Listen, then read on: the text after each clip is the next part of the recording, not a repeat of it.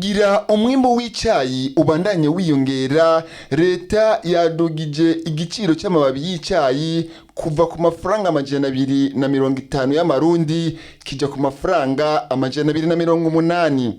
Ibi bikaba bibaye mu ntumbero yo gutera intege abarimyi b'icayi nubwo ivy'ibiciro bitifashe neza ku masoko mpuzamakungu. Nk'uko vyashikirijwe n'umushikiranganje w'uburimyi, ubworozi n'ibidukikije mu kiganiro yahabanditse n'abamenyeshamakuru kuri uyu wa 12 Myandagaro umwaka wa 2021, abarimyi b'icayi bahamagarirwa kwijukira kurima iki gitegwa, ingeso yo kukirandura igahagarara, ahubwo bakijukira kuja mu makoperative. Dr Deogide Rurema akaba yamenyesheje ko n'utundi turusho tuzotegekanywa mu gihe ibiciro byosubira kuba vyiza ku isoko mpuzamakungu. Leta yihaye gukora ibi bikurikira: kugwiza amatuta y'imivyaro y'icayi no guteza icayi mu zindi ntara kama nka Bututsi, makomine ya Matana, Rutovu, Songa, Ryansoro na Bisoro, aho ubushakashatsi bwerekanye ko ico gitegwa c'icayi gishobora kuhaba. Kugira rusansuma rw'imirima n'abarimyi b'icayi mu ntumbero yo kumenya uko imirima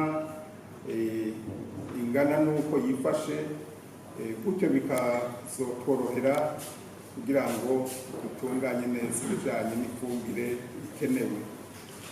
Kubandanya gushiraho amashirahamwe n'amakoperative y'abarimyi b'icayi mu ntara kama ya Mugamba no mu micungararo y'amahinguriro ya Jenda na Tora, kuko vyaribonekeje ko abarimyi baho bakiri inyuma kandi amakoperative ariyo nkingi y'iterambere ry'igihugu. Gushigikira no gukurikiranira hafi abanyamitahe bifuza gukorera mu gisata c'icayi mu ntumbero yo kugwiza umwimbu, kubaka amahinguriro mashasha no kwagura ayahasanzwe kugira ngo umwimbu wose w'icayi uhingurwe neza, kuronsa imivyaro n'ibindi vyakenerwa abarimyi kugira ngo umwimbu wiyongere hamwe n'uburyo bw'amafaranga.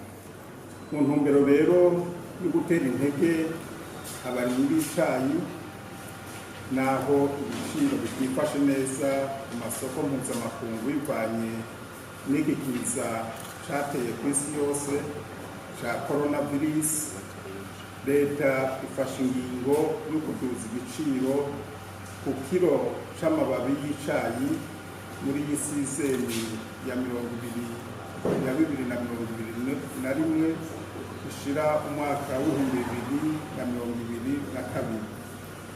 Ikiro kikaba kivuye ku mahera 250 kikaja ku mafaranga 280.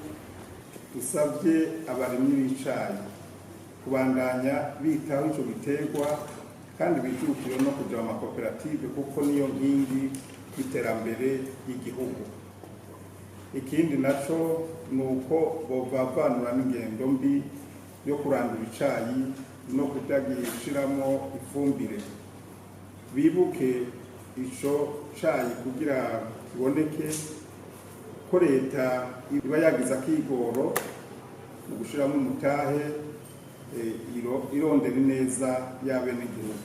Co gituma dusavye abajeje intwaro kuva ku rwego rwo hasi gushika hejuru, guhana bivuye inyuma umuntu wese azofatwa aranduye icayi, kuko ari ugusubiza inyuma iterambere ry'igihugu, mu gihe leta yihaye kugwiza umwimbu kugira ngo umunwa wose uronke ico ufungura kandi n'umufuko wose uronke amahera.